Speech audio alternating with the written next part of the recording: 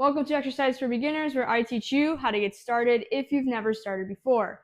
This week we're going to go over how to address getting to your upper back, whether you're trying to strengthen it or you're having some issues.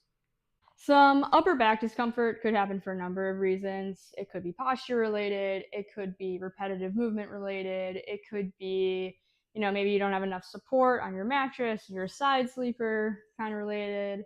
Or maybe that area just isn't as strong as it used to be, and you're just not getting the support that it requires to combat your day-to-day life. But it's not to worry, it's super addressable. The area you'd want to target is in between those shoulder blades, right? The area that kind of helps pull you back a little bit, give you a little bit of structure.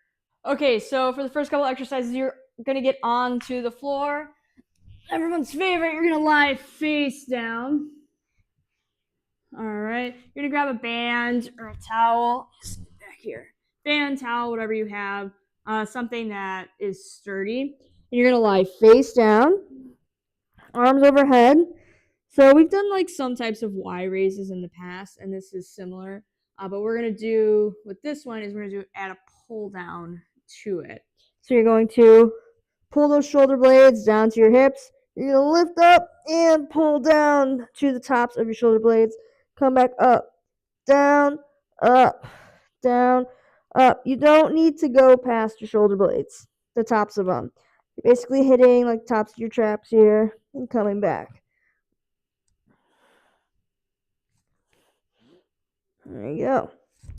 All right, from here, super easy to go into your next one, which is a scapular push-up. I've definitely gone over that once before too. It's good for shoulder functioning properly as well. So for this one, you're going to be in a plank or a plank from the knees, either or. Basically, we're squeezing our shoulder blades together and pushing them apart. So protracting and retracting is what that's called. So what we're doing here, squeeze them together really tight, push them apart, squeeze, push them apart, squeeze, push them apart. So if you're having a hard time with this, you might not have the full mobility yet, but this will help you to gain that.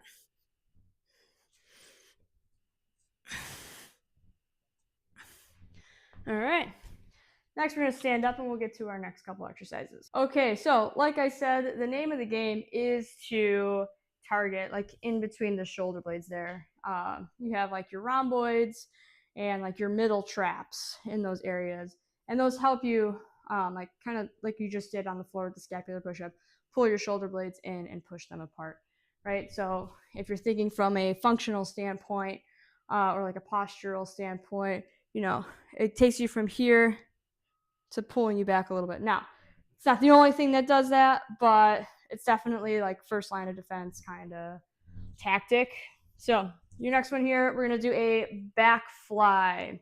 So something lighter to start, 2, 3, 5 pounds. All right, you're going to have a narrow stance. You're going to hinge over. And all you're going to do is lift out to the side like you're flying, right? So a lot of people have a tendency to go back. They drift backwards in more of a V. I really do want a T with this. You want to keep your arms up. Don't let them drift behind you towards your hips. Keep them even with your shoulders. And really squeeze those shoulder blades at the top of the movement. All right? And you do want just a soft elbow, not a super bent elbow. I do see that a lot as well. I prefer soft elbow personally. From here, go ahead, grab your band. The one you were using on the ground, if you were using a towel, grab a band instead. I'm going to have you do a pull apart. So same kind of area. Arms are out front.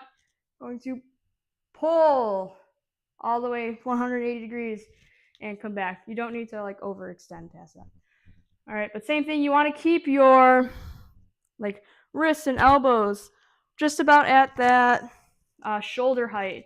All right, I do see this a lot. We're not doing that. We're not pulling down towards our hip.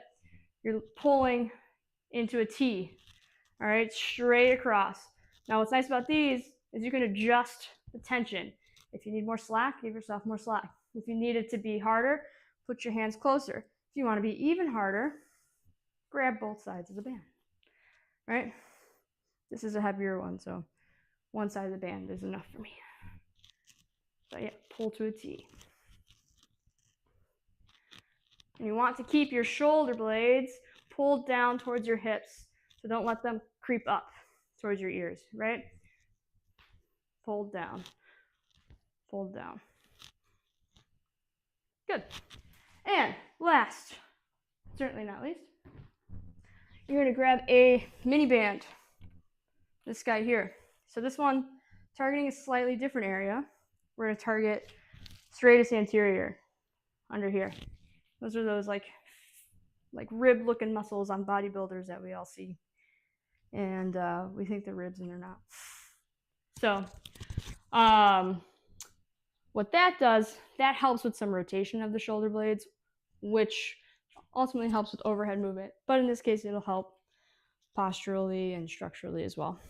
So around the wrists with the band. So you're going to keep your elbows at your side here. You want to pull your wrists apart so that your wrists are like elbow width, shoulder width apart. Pull those shoulder blades down. And you're going to pretend you're holding a box, right? You're going to stay very stiff here. You're going to lift up and come back down. See how my elbows don't flare, my wrists stay wide. Don't let them collapse. Straight from the side. Core is nice and tight.